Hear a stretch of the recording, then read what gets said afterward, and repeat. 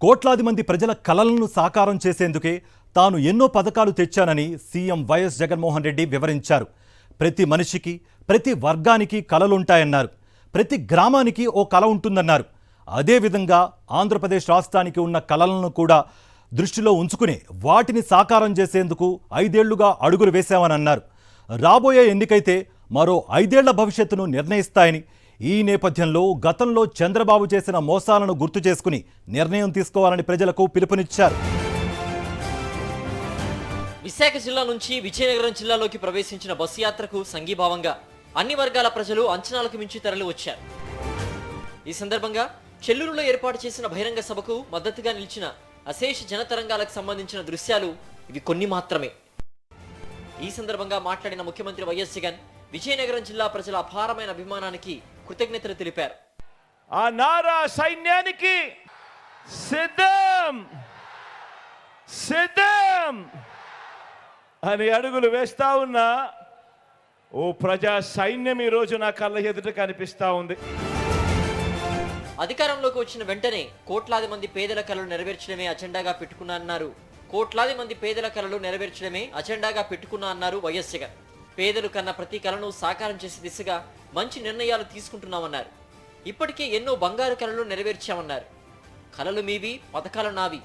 మీ కలలు నిజం చేయడమే నా ప్రభుత్వ బాధ్యతగా భావించాను కాబట్టే ఎన్నో పథకాలకు రూపకల్పన చేయగలిగానని వివరించారు. డ్రీమ్స్ మీవి, స్కీమ్స్ మీ బిడ్డవి. మీ డ్రీమ్స్ ను మీ బిడ్డ పూర్తి చేసేందుకు ఎన్నిసార్లు మీ బిడ్డ బటన్ నొక్కాడో తెలుసా? ఏకంగా 130 సార్లు మీ బిడ్డ బటన్ నొక్కాడు మీకోసం. మీ డ్రీమ్స్ నా స్కీమ్స్ గా అందజేసిన సొమ్మెంతో తెలుసా? ఏకంగా 2,70,000 కోట్ల రూపాయలు నేరుగా అందజేశాడు మీ బిడ్డ. ప్రజలకే కాదు, పల్లెలకు కలలుంటాయన్నారు జగన్. గ్రామాల్లోనే మౌలిక సదుపాయాల అవకాశాలుంటే ప్రజలు గ్రామాలను వదిలి వెళ్లరు కదా అని గ్రామాలు అనుకుంటాయన్నారు. అలా ఎవరైనా చేస్తే బాగుంటుందని ప్రతి ఊరు కలకంటుందన్నారు.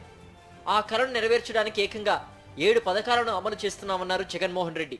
గ్రామంలో అందే సేవలు బాగుంటేనే గ్రామం అంతా బాగుంటుంది అని, ఆ గ్రామాన్ని ఎవరు విడిచిపెట్టి ఎక్కడికెక్కడికో వెళ్ళిపోరు అని ఆ గ్రామానికి కూడా కల ఉంటుంది. మరి ఆ గ్రామం డ్రీమ్కు మీ జగన్ ఎన్ని స్కీములు తీసుకొచ్చాడో తెలుసా? ఏకంగా 7 స్కీములు తీసుకొచ్చాడు ఆ గ్రామం కోసం మీ బిడ్డ. దేశంలో మిగతా రాష్ట్రాలు అసూయపడేలా అభివృద్ధిలో పరుగులు పెట్టాలని రాష్ట్రానికి కూడా కల ఉంటుందన్నారు. ఆ కలని కూడా నెరవేరుస్తున్నామని అన్నారు. అందులో భాగంగానే కొత్త ఎయిర్పోర్ట్లు, పోర్ట్లు, ఫిషింగ్ హార్బర్లు, పరిశ్రమలు నెలకొల్పుతూ దూసుకుపోతున్నామని వివరించారు.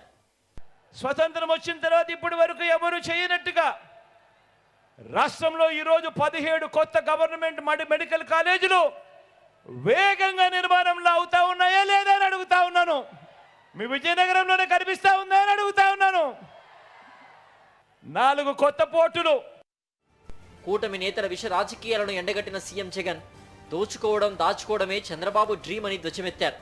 ప్రతి ఎన్నికల సమయంలో రంగురంగుల మేనిఫెస్టోలను తెచ్చి ప్రజల్ని వంచడానికి ప్రయత్నించే తత్వం చంద్రబాబుదని, ప్రజలు జాగ్రత్తగా ఉండాలని విజ్ఞప్తి చేశారు.